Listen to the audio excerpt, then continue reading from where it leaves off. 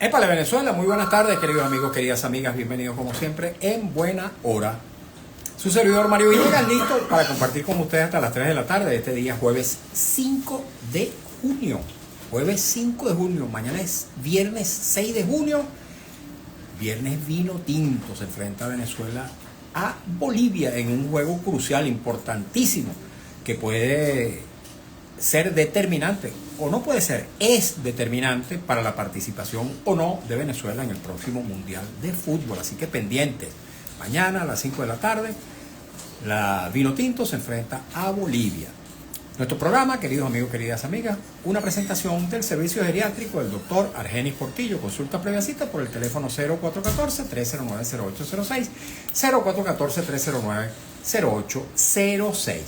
En el programa de ayer, cuando dábamos a conocer y nos referíamos a la convocatoria electoral que esa mañana había hecho el Consejo Nacional Electoral de las elecciones municipales para el 27 de julio, hacíamos unos comentarios a propósito de la velocidad, la eficacia con la que el Consejo Nacional Electoral convoca unas elecciones apenas pasados unos días de las elecciones de gobernadores y de Asamblea Nacional y de Consejos Legislativos Regionales. Caramba, qué eficacia, qué dinamismo.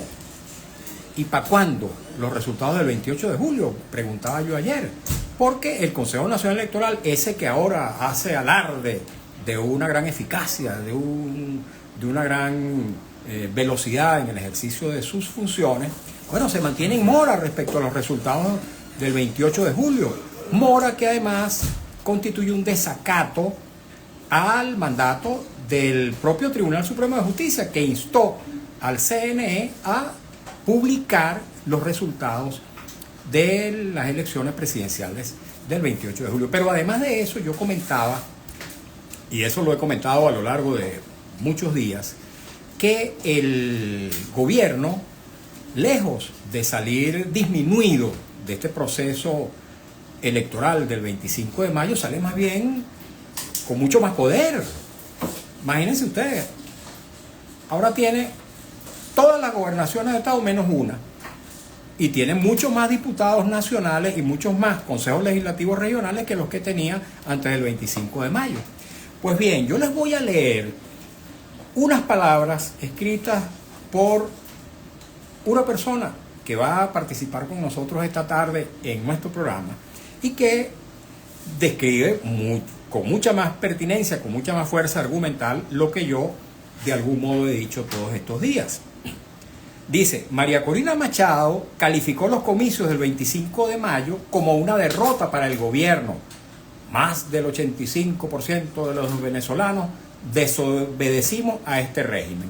Dice entonces esta persona, nuestro invitado, dice: el resultado de esa desobediencia fue que los candidatos oficialistas ganaron 23 de las 24 gobernaciones y 256 de los 285 diputados de la Asamblea Nacional. Y luego agrega: el CNE convocó elecciones municipales para el 27 de julio. Como el electorado siga desobedeciendo sin resistencia alguna, le entregará al oficialismo 335 alcaldes y 2.471 concejales. Eso, dice nuestro invitado, no se llama desobediencia, se llama capitulación. Bienvenido, Víctor Álvarez, nuestro invitado el día de hoy. Son palabras de Víctor Álvarez. Bienvenido, Víctor. Gracias, Mario, por esta nueva invitación a este templo de la radiodifusión venezolana como es Radio Rumbo. 75 años, compañero. Gracias, de la radio. Sí. Toda una institución, pues, ¿no? Así es.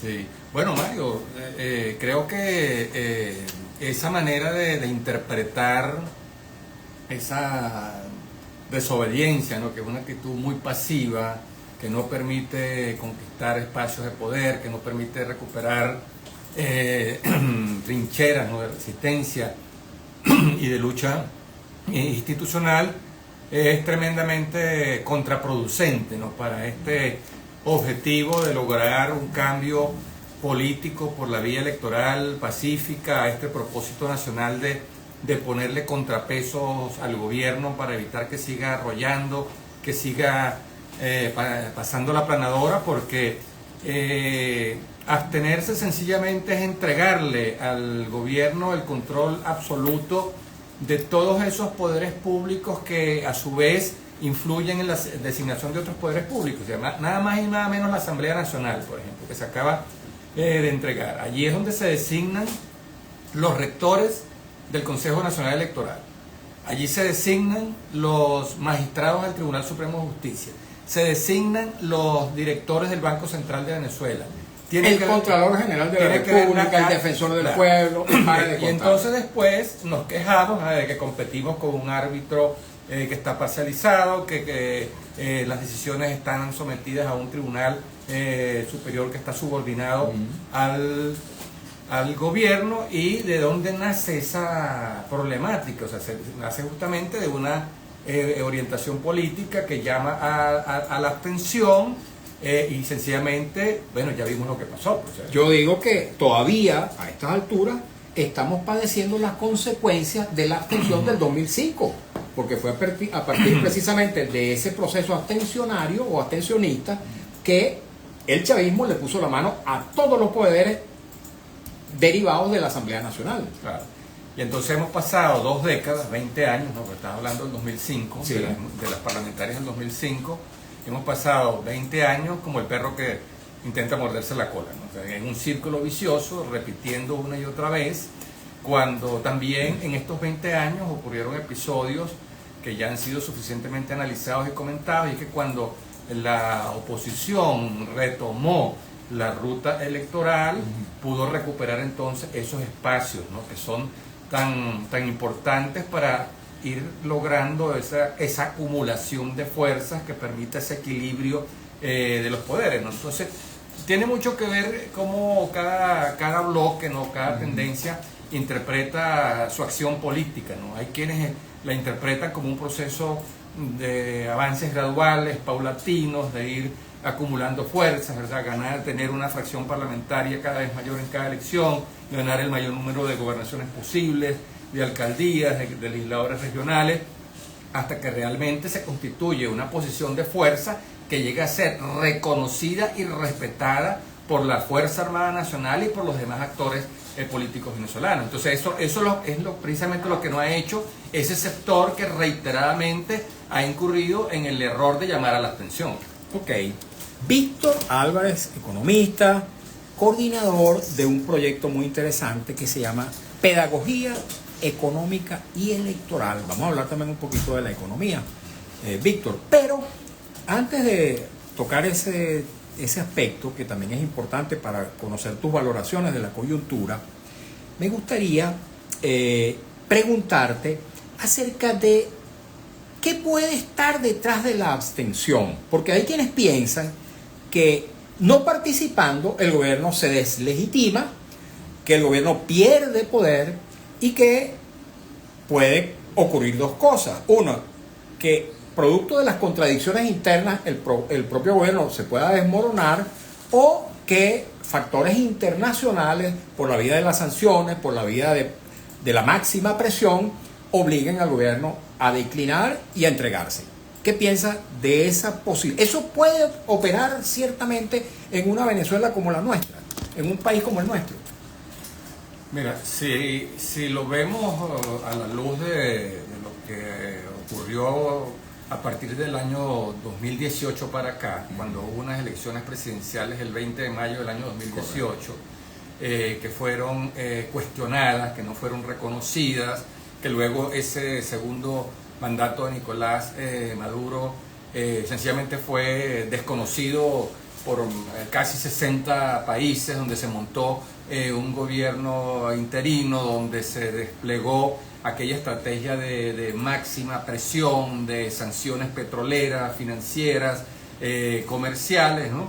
Y no dio ningún resultado, ¿no?, para los objetivos de los promotores de esa estrategia, que era forzar un cambio de gobierno por la vía violenta, por la vía insurreccional. Sí, está claro que el entrar nuevamente por esa misma ruta luego de estos llamados a abstención, son las banderas de quienes siguen apostando por los atajos, ¿no?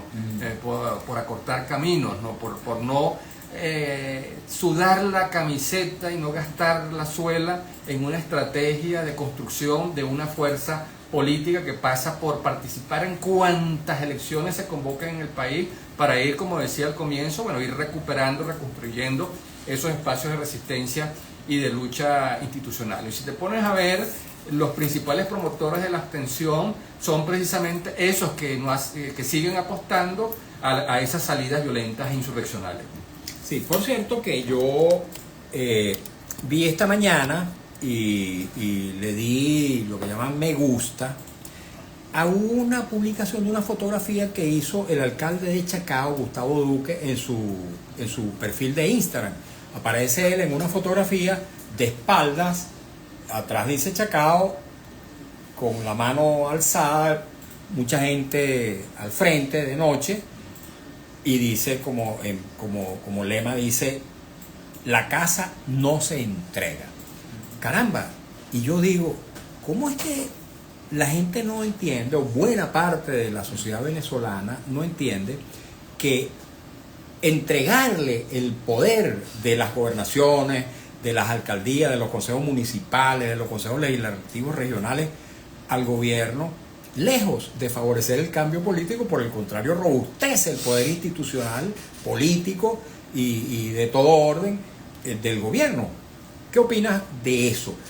Ahora, hay quienes piensan, por ejemplo, que es lo mismo tener a Gustavo Duque en la alcaldía o que tener a Iris Varela, por ejemplo, o a Pedro Carreño. Yo supongo que los habitantes de Chacao pueden entender la diferencia entre una alternativa y otra alternativa. Lo mismo cuenta para Baruta, lo mismo cuenta para El Latillo, lo mismo cuenta para todas las alcaldías del país, no solamente las que están en manos de la oposición, que son ciento y tantas, que que teniendo el gobierno poder sobre esas localidades o esas instituciones locales, el gobierno va de alguna manera a continuar extendiendo su poder, y encima de eso, la calidad de vida de los habitantes de esos municipios seguramente se va a venir abajo en aquellos casos en que la gestión pública de los alcaldes opositores, o no necesariamente opositores, alcaldes que tengan una gestión en la que los intereses de las comunidades estén por encima de las parcialidades políticas. Sí, mira, de las 335 alcaldías que tiene el país, 113 están en manos de la oposición, ¿no?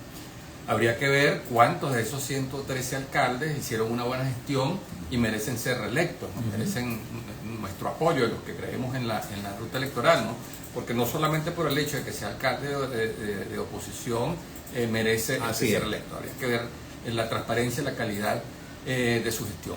Ahora bien, fíjate, en esta apatía electoral que se siente en Venezuela, este desgano de la gente por participar en las elecciones, yo siento que se está materializando y se está concretando una estrategia de dominación deliberadamente pensada, concebida y ejecutada por el oficialismo, ¿no? por el gobierno o por el régimen, ¿no? Como que prefieren decir algunos, ¿no? Porque fíjate, cuando el electorado... Yo digo régimen con una sola R. Algunos le ponen acento a la R, ¿eh? Sí, o ponen varias, multiplican la R por varios, sí. Pero bueno, yo lo digo régimen con una sola... Sí. Porque es un régimen, pues. Claro, es un régimen político, habla de régimen democrático, de régimen dictatorial, etc. Entonces, fíjate, hablaba de la apatía electoral, ¿no? De este desgano que tiene la gente de participar en las elecciones, ¿no? Porque no la gente, un sector importante de la sociedad, porque sí, mucha gente... Sí. Bueno, si lo calculamos sobre la base de la última participación, sí. O sea, el registro electoral permanente en Venezuela tiene 21 millones de electores, ¿no? El CNE dijo que votaron 5.500.000, ¿no? Si uno saca el porcentaje, es 20 y tanto es 25%, sí. 25 menos de 25.75%. Participó uno de cada cuatro venezolanos. Uno de cuatro venezolanos. Entonces, de cada cuatro electores. De cada cuatro electores. Entonces es considerable. O sea, así es. 75%. Claro, pero el 25 también es... Claro, ahora, ahí hay una taxonomía, ¿no?, dentro de esa abstención, porque hay electores que son convencidos. Y otros que son consuetudinarios, claro, abstencionistas, porque claro, las elecciones de este rango estatal generalmente convocan mucha menos participación, claro, que las elecciones, claro, presidenciales. Pero en esa taxonomía de electores hay unos que son abstencionistas convencidos, o sea, que no van por pereza, por flojera o por apatía, o sea, que tienen estructurales, esa convicción. Y nosotros tenemos amigos comunes, colegas tuyas que son abstencionistas convencidos. También hay otra abstención que es la que se llama la estructural, ¿no?, que es esa que suele ocurrir por muchas garantías electorales que haya, por muy emotiva que haya sido la elección, por muy buenos candidatos que se presenten. En Venezuela siempre ha habido un 25-30% de abstención, correcto, que esa es la estructural. Y hay otro porcentaje creciente de gente que se abstiene, que es la que está siendo sometida a la implantación de esa desesperanza aprendida como estrategia de dominación. Es decir, cuando las encuestas te dicen que el candidato ganador va a ser el siguiente, el fulano de tal, cuando las encuestas que haces a boca de urno el día de la elección te dice va ganando fulano de tal, cuando las actas de los testigos te dicen mira, ganó fulano de tal, y luego la autoridad electoral da un sorprendente, ¿no?, e inesperado resultado y pone a ganar a otro, bueno, entonces eso es un golpe terrible a la para la gente y para entonces por eso en Venezuela se han implantado esas consignas que dicen en Venezuela se vota pero no se elige, no tiene sentido participar en la farsa electoral del régimen, dictadura no cae con votos, ¿no?, que es un llamado a la iglesia. Dictadura no se vota. En dictadura no se vota, o no voy a votar porque no quiero que me vuelvan a robar el voto. Esas consignas son expresión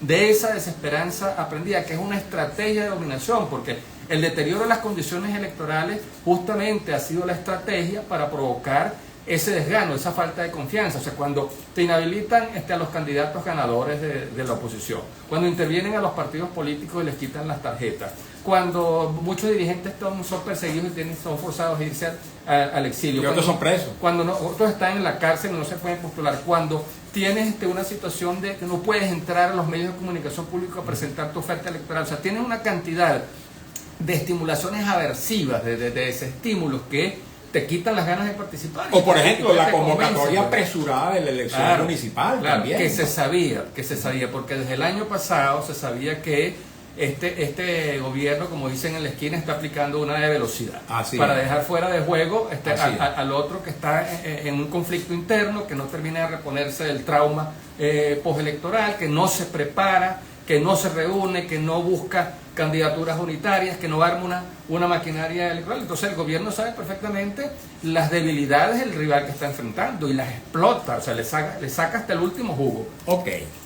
Víctor Álvarez, economista, y estudioso de la realidad política venezolana, coordina un proyecto que se denomina, desde hace ya varios años, Pedagogía Económica y Electoral.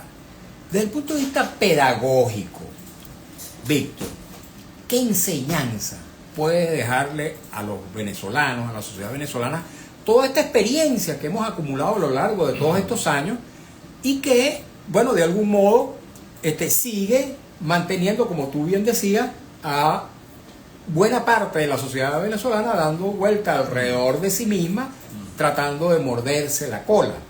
¿Qué mensaje pedagógico debería de algún modo hacer que esa sociedad que está en ese círculo vicioso salga de él y pueda producir el cambio político que reclama?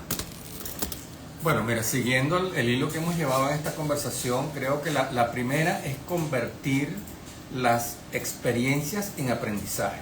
Tú contabas la referencia del año 2005, cuando se llamó aquella abstención y se le entregaron todos los poderes al gobierno. Si esa experiencia de abstención que no dio resultados se hubiese convertido en aprendizaje, más nunca hubiésemos llamado a la abstención, porque resulta que cada vez que se llama a la abstención, resulta que entonces ese país que se haya recuperado, ese país descontento, que se sentía mejor representado en la Asamblea Nacional, en las gobernaciones, resulta que entonces pierde esos espacios. Porque si no, entonces esta es la segunda lección, si no convertimos esas experiencias en aprendizaje, estamos condenados a repetirlas una y otra vez, que es efectivamente lo que ha pasado en estos 20 años. Entonces, nuestro proyecto de pedagogía económica y política, o pedagogía económica y electoral, como lo estamos llamando en esta coyuntura, surgió justamente primero con el deseo de explicar esos problemas económicos que castigan, que afectan a las familias, a las empresas, a los hogares venezolanos. Aquí tenemos, por ejemplo, el caso en estos momentos del tipo de cambio. El tipo de cambio se está disparando y todos estamos, el país entero está preocupado, ¿no? Porque el tipo de cambio se dispara y siga volando, ¿no? Oye, y ahora hay que agregar como consecuencia de esa devaluación del bolívar sistemática, hay que agregar ahora un nuevo dato que acaba de surgir ayer: la modificación de la unidad tributaria en un 300 y tanto %, que también se va a reflejar en algunas operaciones en despachos públicos, donde las personas tienen que pagar muchísimo más de lo que pagaban hace 2 días en algún tipo de gestiones, de trámites, ¿no? Así es. Pero si uno se pone a ver, Mario, ahí hay muchos mitos también. Si nosotros debatiéramos como país, por ejemplo, a Venezuela le conviene un dólar barato o un dólar caro, ¿no? Porque el gobierno ha utilizado el abaratamiento del dólar, el anclaje cambiario, como se le ha llamado, como una estrategia de política antiinflacionaria. Pues la sobrevaluación del bolívar. La apreciación y sobrevaluación del bolívar. Entonces, claro, si tiene en un país donde el 70% de las cosas que metes en el carrito de mercado cuando vas a hacer mercado son importadas, ¿verdad? Porque la pasta ahora viene de Irán o de Turquía. La estamos pagando por menos de lo que debería. La pasta dental, el champú, el jabón, viene de Brasil o viene de... Cuando aquí no hay una industria, ¿verdad?, que provea al consumo nacional. Si todo eso se importa, bueno, al importador lo que le conviene es tener un dólar barato para traer eso barato. Eso, por supuesto, castiga a la industria nacional, castiga a la agricultura nacional, que no está en capacidad de competir con productos traídos con un dólar tan barato. Y si nosotros realmente queremos una transformación del aparato productivo, hacer crecer la industria, hacer crecer la agricultura, ganar en soberanía productiva, nosotros deberíamos tener más bien un dólar bien caro, que desestimule las importaciones, que sea como una especie de protección para el aparato productivo nacional. Que un dólar caro, bueno, tiene un impacto inicial, que es un shock de precios, ¿verdad?, porque se van a encarecer muchas cosas, pero eso va a estimular la producción nacional, que va a generar empleo productivo, que es empleo estable, bien remunerado, pero eso no lo discutimos. Entonces, claro, queremos un dólar barato porque seguimos teniendo la cultura rentista, ¿verdad?, heredada de esos 100 años de explotación petrolera, donde al país le entraba aquella tubería de petrodólares, ¿verdad?, la mercancía más abundante en el país era el dólar, y por eso era el tipo de cambio o el precio del dólar era tan barato, y eso inhibió el desarrollo y la diversificación de la economía nacional. ¿Cómo impacta, Víctor, ahora que estamos tocando ese tema? Bueno, vamos a pasar al tema económico. Después volveremos, seguramente con las preguntas y comentarios de nuestra audiencia, volveremos al tema político. Pero ya que arrancamos en el tema económico, ¿cómo impacta la economía nacional la sustracción de alrededor de 4.000 millones de dólares que representaba la operación en Venezuela de Chevron, que de algún modo iba también al mercado cambiario nacional y de algún modo abarataba mucho más el dólar, y digamos que la sobrevaluación del bolívar era mucho mayor? ¿Cómo impacta eso? Esa, por ejemplo, es otra cosa que tenemos que aclarar. Vamos a aclarar. Porque no son 4.000 millones de dólares que el país va a dejar de percibir. ¿Cuánto? Cuando uno ve, mira, Chevron, ¿qué es Chevron en Venezuela? Chevron es un socio de PDVSA, un socio minoritario, en 4 empresas mixtas. Una que es Petropiar, que está allá en la faja del Orinoco, que produce 110.000 barriles diarios de petróleo. Sí. Otra es Petroboscán, que está allá en el lago de Maracaibo, que produce 120.000 barriles de petróleo, y las otras dos son Petroindependencia y Petroindependiente, que están en torno a los 30.000 barriles diarios. Esas 4 empresas donde Chevron es socia minoritaria, no es que Chevron tiene 4 empresas 100% de ellas, producen cerca de 247.000, 250.000 barriles diarios. La OPEP dijo en los informes de enero y febrero que Venezuela por fin, después de muchos años, volvió a llegar a 1 millón de barriles de petróleo diario. 250.000 es la cuarta parte. Que la cuarta parte de la producción nacional. Si eso se vende en torno a $60 el barril, eso da al año más o menos unos 4.000, 5.000 millones de dólares, 60, 65. A eso me refería. Esas empresas, si Chevron se retira, esas empresas van a seguir siendo operadas por PDVSA.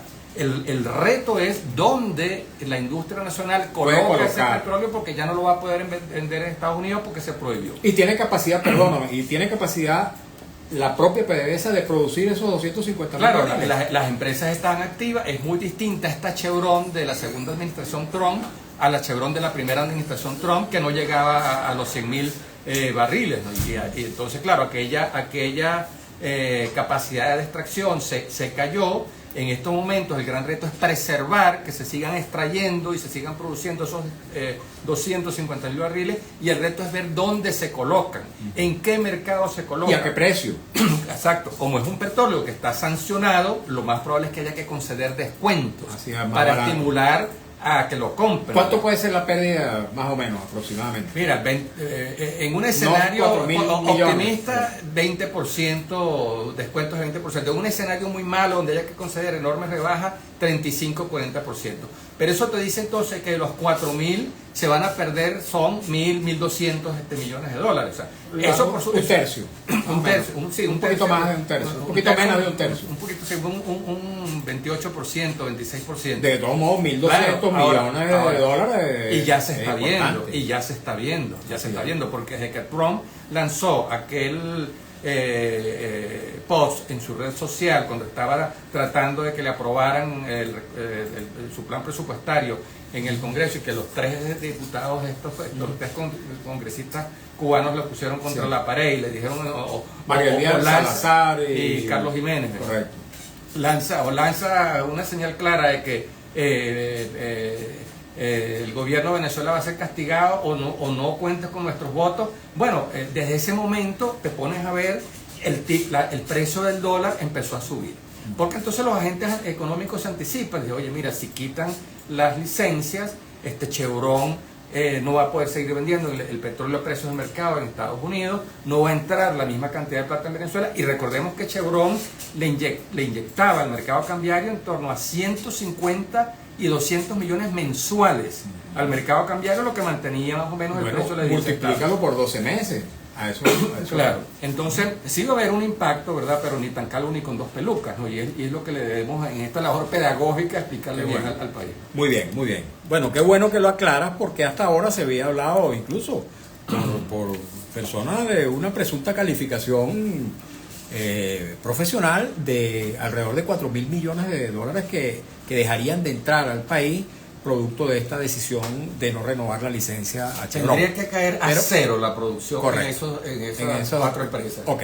Vámonos a la pausa, amigos y amigas, a escuchar un avance del noticiero en la voz de Alex Márquez. Al regreso continuaremos conversando con nuestro invitado del día de hoy, Víctor Álvarez, coordinador del proyecto Pedagogía Económica y Electoral, y le daremos, por supuesto, curso y voz a los mensajes que nos llegan a través del Instagram, @Mario Villegas. No se vayan. Por media hora.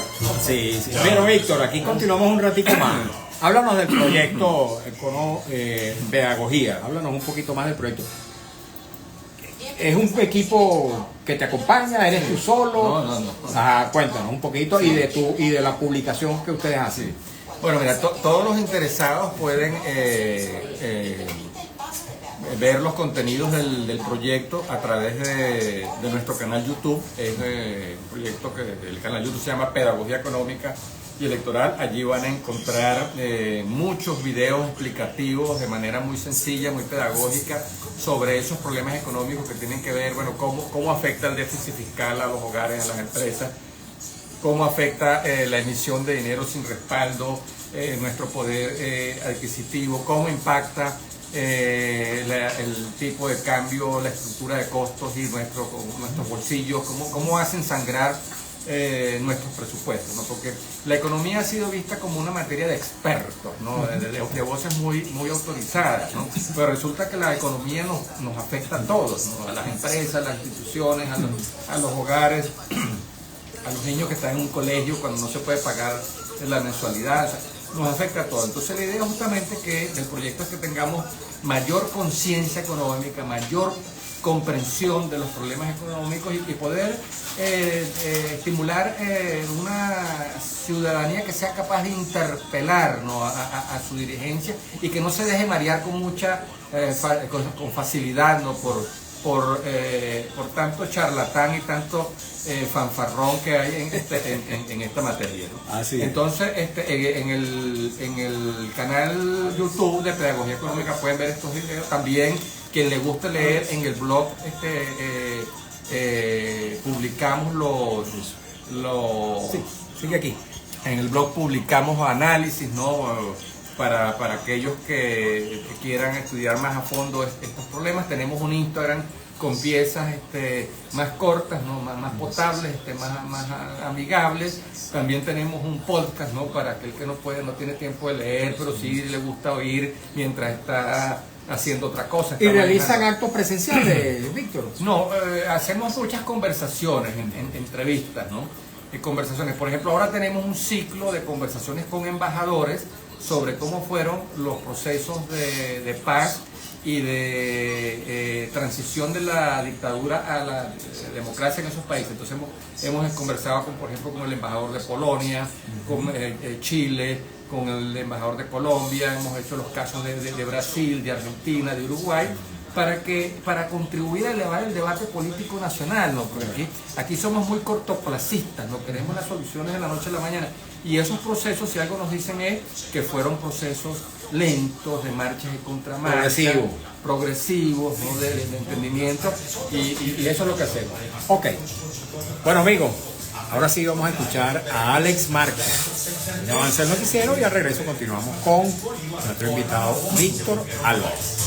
Radio Rumbo, la emisora de Venezuela, presenta la información al momento en Notirumbo, el periódico impreso en la radio.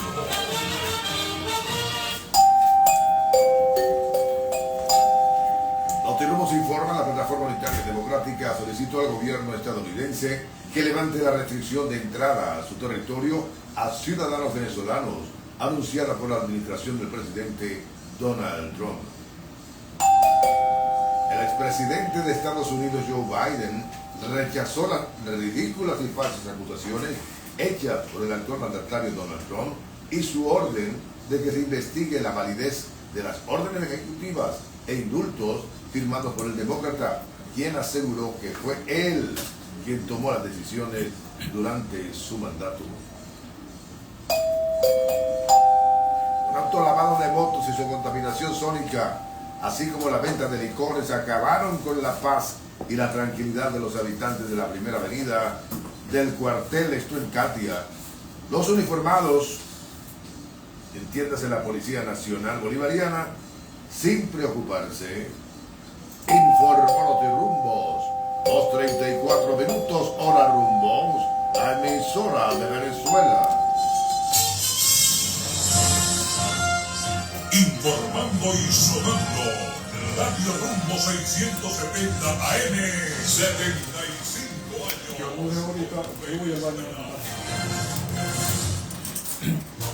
Seguimos en buena hora por Radio Rumbo 670 AM, 75 años con Venezuela.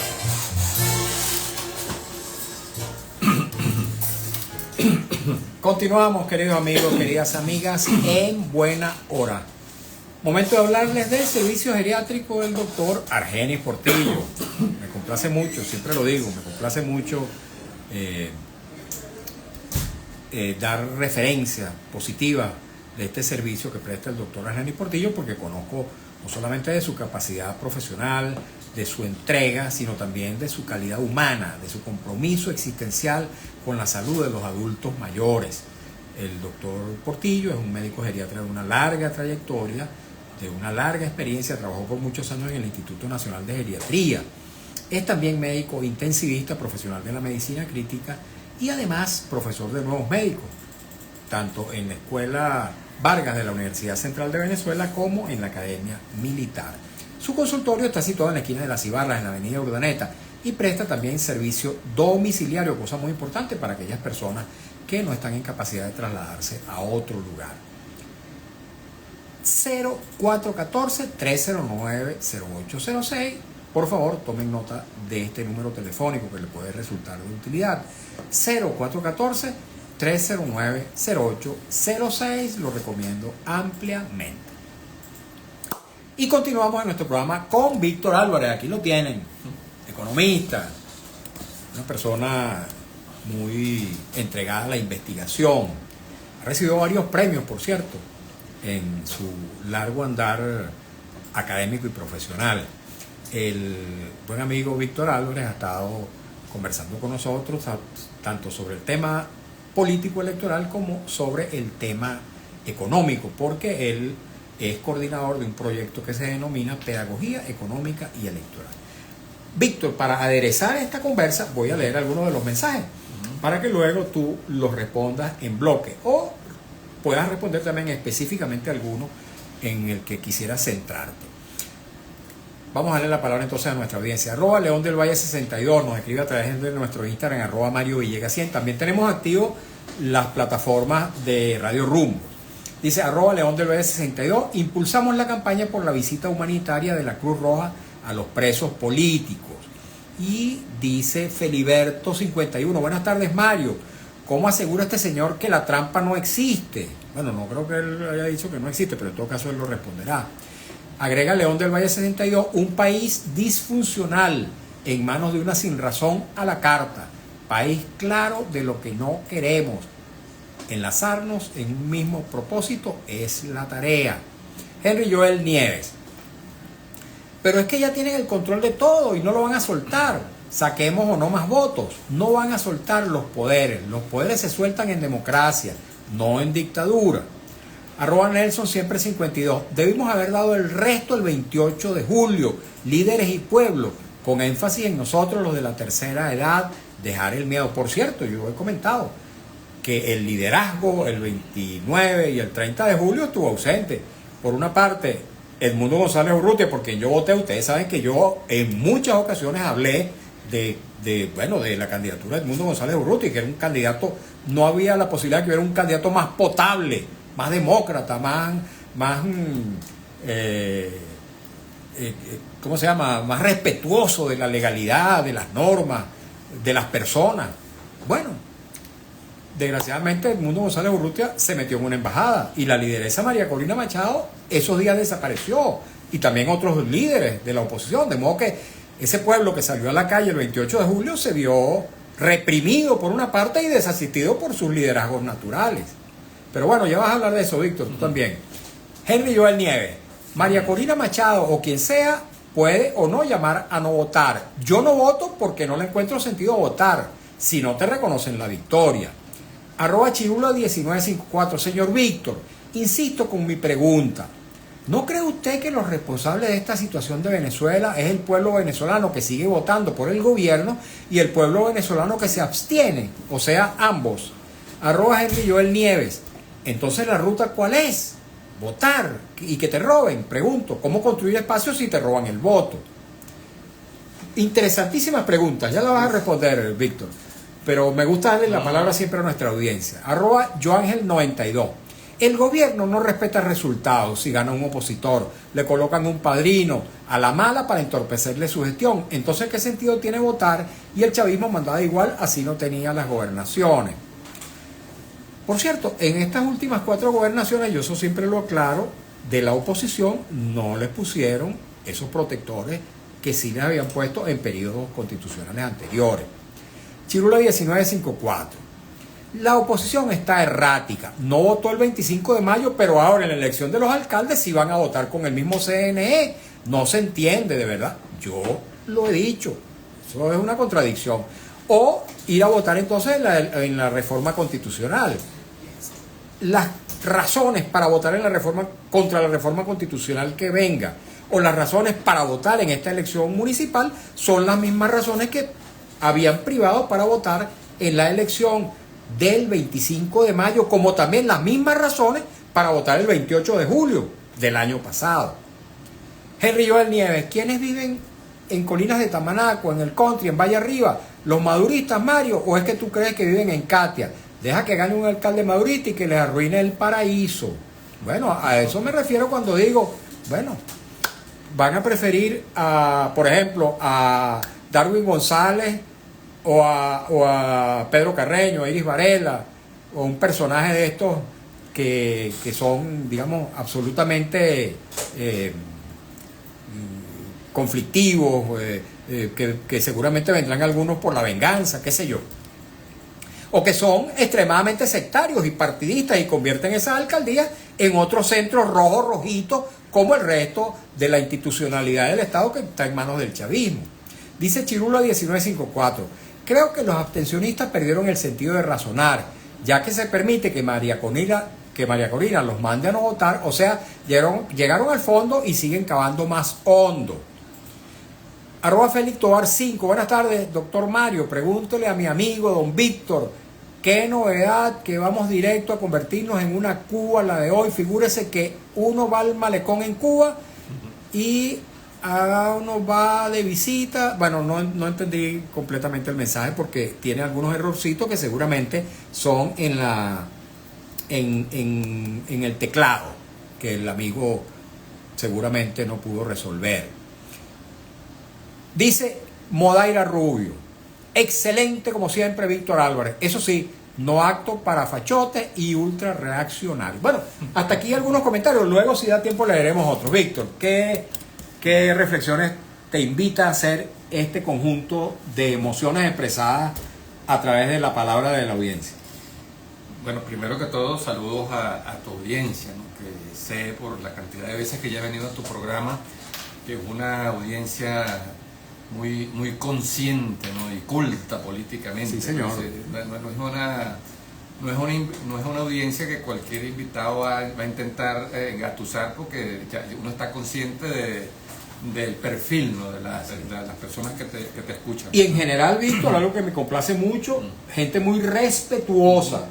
De vez en cuando hay quien insulta, quien ofende, quien agrede, pero en general estas personas que me acompañan diariamente han entendido que este es un espacio para el debate respetuoso y serio. Sí.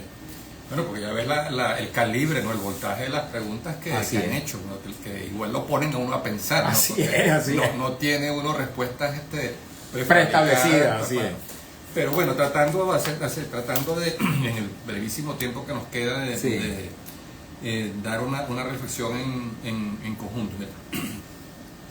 Creo que el oficialismo también ha venido perdiendo un importante caudal electoral. O sea, cuando uno ve las estadísticas, ¿no? De ese tope de 8.400.000 votos que se Chávez en las elecciones del 2012, ese caudal electoral viene cayendo elección tras elección, ¿no? Y son muchas las razones. O sea, los gobiernos tienden a desgastarse, ¿no? La gente tiene necesidad de algo alternativo. En la democracia se le da espacio a otros actores para que también puedan desarrollar sus propuestas. Hay un fenómeno migratorio venezolano, ¿no? Que ha castigado también el REC. Si bien nominalmente son 21 millones, bueno, hay 8 millones de venezolanos afuera, de los cuales se estima que 5 millones están inscritos, y eso reduce también el caudal electoral y ha afectado, por supuesto, también a la oposición. Un gran problema es que, si bien las encuestas registran un enorme rechazo a la gestión de gobierno, y donde pareciera ser que lo más fácil es ganarle una elección a un gobierno tan rechazado, tenemos una oposición que lamentablemente se empeña, se obstina en ir dividida en cada proceso electoral. En estas elecciones, por un lado, fue la alianza Democrática, por otro lado fue esta alianza entre Un Nuevo Tiempo y Única, por otro lado estaba Fuerza Vecinal, por otro lado estaba el movimiento El Lápiz. Entonces el caudal electoral del país descontento, que puede ser un río Caroní, un río Orinoco, ¿no?, de votos, termina convirtiéndose en 4 riachuelos, ¿no?, pequeñitos, inofensivos, y entonces ahí es donde el gobierno, ante la división y la abstención, aprovecha para convertir en mayoría su cada vez más precaria minoría. Y eso es lo que estaba pasando.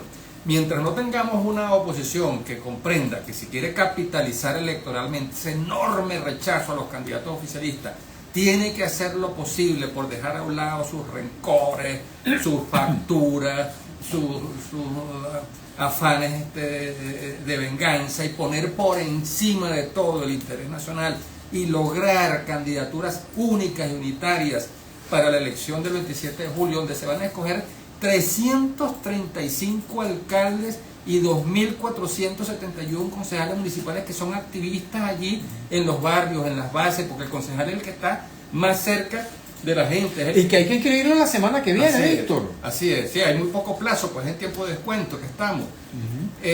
Difícilmente entonces se va a poder aprovechar y capitalizar electoralmente ese descontento, pero necesitamos entonces una oposición mucho más lúcida, una oposición que efectivamente entienda que todavía hay una oportunidad como para pintar el mapa de otro color, y para que ese país descontento, que es la mayoría, quede mejor representado en esa elección. Fíjate, Víctor, yo empecé leyendo parte de lo que tú escribiste a través de tus redes sociales. Utilizaste un término fuerte, muy fuerte: capitulación. ¿Tú estimas que María Corina Machado ha capitulado frente al gobierno? ¿Es lo que sugieres allí? Mira, tú no capitulas cuando luchas, ¿no?, cuando das la pelea, ¿no?, cuando postulas candidatos, cuando armas una campaña electoral, cuando te esmeras por hacer un buen programa de gobierno que interprete el sentir, el clamor de la gente, cuando armas esa maquinaria de testigos que vayan a defender los votos en cada mesa. O sea, ahí es cuando tú estás dando la pelea. Si tú no haces nada de eso, ¿no?, sencillamente te estás rindiendo, te estás entregando, estás tumbando los brazos y no estás haciendo absolutamente nada. Lo que pasa es que yo creo que en el caso particular de María Corina Machado, esa es la expresión del liderazgo centralista al cual solo le interesa la presidencia de la República, lo demás no importa nada. Entonces por eso no trabajan en la construcción de una estructura nacional. Por supuesto influye también que no tiene partido, porque su partido está considerado una organización terrorista, no puede postular a su gente, a sus cuadros, y como también tiene una disputa por el liderazgo de la oposición, tampoco le conviene que sean los otros partidos los que participen, ganen la mayoría de las gobernaciones, la mayoría de las alcaldías, porque a la hora de ver la correlación de fuerza tendrían más expresión de respaldo popular esos otros partidos que de ella, y la desplazarían, ¿no? Y todo esto está asociado a financiamiento internacional, a aportes, a contribuciones, a financiamiento que se las disputan. Entonces hay muchos intereses en juego que son los que hay que debatir, los que hay que explicarle, porque lamentablemente nosotros tenemos una situación, ¿no?, que si te sonó duro lo de la capitulación. Bueno, a mí no, pero estoy seguro que esto quizás que muchos lo recibirán como una cosa. Sí, esto quizás puede ser mucho más duro, ¿no? Pero lamentablemente nosotros tenemos la situación tan infortunada de sufrir un gobierno como pero también de sufrir una oposición como esta. Entonces, una dirigencia que no termina de entender bien al país, que va dividida, que cuando el elector ve el torneo de insultos, de ofensas que se hacen entre ellos mismos, uno dice, bueno, mira, si tiene la razón en lo que dice de y si es verdad lo que dice del otro, o sea, ninguno de los dos merece gobernar, y por supuesto entonces eso también desalienta y desestimula a la gente. Se parece a las consignas que tenía el MAS en la década de los 80 especialmente, que decía: si lo que dicen los copellanos de los adecos es verdad y lo que dicen los adecos de los copellanos es verdad, pues ninguno está en capacidad de gobernar. Pero bueno, mejor dicho, imposible. Así es. Ahora fíjate, Víctor, yo decía que el término es fuerte porque ¿qué es una capitulación?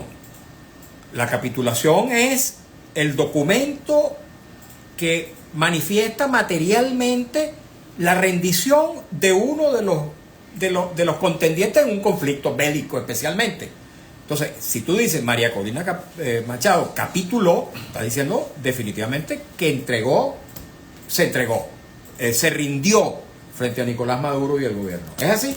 Claro, en los hechos eso es lo que está haciendo, ¿verdad? Porque entregó de las 285 diputaciones, entregó 256. De las 24 gobernaciones, entregó 23. Y si este país atiende a su llamado de desobediencia, entre comillas, bueno, esa desobediencia lo que va a terminar es entregando la mayoría de las 335 alcaldías y la mayoría de los 1.471 concejales municipales. Entonces es patética la entrega, porque no ha habido ninguna resistencia. Yo digo, hay resistencia si postulas candidatos, si te mides, bueno, te hicieron trampa, te inhabilitaron el candidato a última hora, no te dejaron entrar los testigos, y la máxima expresión de eso que sería, bueno, el desconocimiento de la voluntad popular ejercida a través del voto. Pero tienes que hacer eso, o sea, abstenerse es la derrota menos heroica de todas. Interesante esta última afirmación. La abstención es la derrota menos heroica. Es decir, porque es una derrota sin luchar. Bueno, comentarios. Dice Nancy Querales: buenas tardes, Mario. Debería invitar un duro que diga quién vive con 130 bolívares y ese bono de guerra, cuando los que mandan andan en tremendas camionetas. Mario, ¿qué van a hacer los alcaldes si las comunas son las que ya están haciendo el trabajo? Garrido Francisco Lustari: buenas tardes, licenciado. Solo el invitado. Mire, pregunté qué pasaría si los vecinos de Chacao, Baruto y Latillo no van a votar y les montan un rojo rojito. Por Dios, imagínate ese hecatombe. Bueno, lamentándolo mucho, no vamos a poder seguir leyendo los mensajes. Bueno, agrega Garrido Francisco Lustari: sufrirían las penurias del municipio Libertador, Vargas, Sucre. Por Dios, Valera Semanal nos manda saludos desde Valera. Bueno, cordial saludo. Palabras finales de cierre, Víctor. Ya tendremos ocasión de invitarte nuevamente. Qué buen programa, qué interesantes tus reflexiones, que estoy seguro que a pesar de que, como son crudas tus afirmaciones, seguramente pueden poner a reflexionar a mucha gente respecto a ese hueco en el que estamos metidos, ese pantano en el que nos estamos, deslizando cada vez más y metiéndonos cada vez más dentro de él, lejos de salir. Tus palabras finales para toda nuestra gente. Hay la posibilidad de que dentro de tanta, adversidad se pueda generar esperanza, se pueda generar ideas constructivas, positivas, en un momento en el que la gente más bien está de luto, está triste, está frustrada, está... Bueno, una palabra que empieza por A. Oye, me dices cómo es generar esperanza. Mira, primero derrotando la desesperanza, ¿no? Y yo creo que, mira, la extensión que vimos en el 25 de mayo es el reflejo justamente de esa desesperanza aprendida que ha sembrado el régimen en el mapa mental del venezolano, en el imaginario venezolano, para que sienta que no puede hacer absolutamente nada, que su voto no cambia el resultado. Es una desesperanza inducida, claro, más que aprendida. Claro, o la gente la aprendió porque lo indujeron a eso. Claro, lo que pasa es que ese es un concepto de la psicología, sí, ¿no? La desesperanza aprendida es un concepto de la psicología que viene justamente de aquellas personas que son sometidas a una serie de estimulaciones aversivas que no puede controlar, ¿no? Que entonces llega un momento en que se convence de que haga lo que haga, no va a alterar el resultado. Entonces, claro, como la gente varias veces ha sido castigada con resultados electorales donde siente que no expresa la mayoría o lo que fue la voluntad de la soberanía popular ejercida a través del voto, termina diciendo, mira, aquí los resultados están predeterminados, no voy a votar. Y por eso esa consigna de en Venezuela se vota pero no se dice. Eso es una estrategia de dominación del régimen para creer que nuestro voto no vale nada, para que no vayamos a votar. Entonces la mejor manera de recuperar la esperanza es yendo masivamente a votar. Seguro que habrá nuevos y buenos candidatos. esta elección es una oportunidad incluso para refrescar y para renovar el liderazgo nacional. La solución tiene que venir de abajo hacia arriba, desde los municipios, desde los estados, hacia el gobierno central, no al revés. Aquí no es que vamos a conquistar primero la presidencia de la República, aquí lo estratégico es la presidencia de la República y lo demás no importa. No, es al revés. Vamos nosotros a reconstruir, a ganar espacios desde los municipios, desde los consejos municipales. Vamos a ir construyendo esa posición de fuerza, pero para eso hay que salir masivamente a votar. Y así vamos a reconstruir la esperanza cuando veamos ese mapa de otro color. Agradecidísimo, Víctor. Gracias a ti, Mario, y a Radio Rumbo por invitarme nuevamente. Así es. Y a ustedes también, amigos. De verdad que agradecidísimo por este acompañamiento que hacen todos los días. Y además también de la participación, que como dijo Víctor hace un rato, es una participación calificada, de gente que invita a la reflexión, al pensamiento. Y bueno, nos tenemos que ir. Hemos trabajado para ustedes con mucho cariño, como siempre, en la dirección de Radio Rumbos, Elsa Siciliano, en la jefatura de prensa Luis Alberto Albornoz, en los controles Javier Villarreal, en la lectura de las informaciones Alex Márquez, en las redes sociales de Radio Rumbos Marcos Rivera, y frente a los micrófonos su servidor Mario Villegas con V de Venezuela. Nuestro programa, una presentación del servicio geriátrico del doctor Argenis Portillo. Consulta previa cita por el teléfono 0414-309-0806, 0414-309-0806. Tengan todas y todos muy buenas tardes y nos encontramos mañana, viernes Vino Tinto.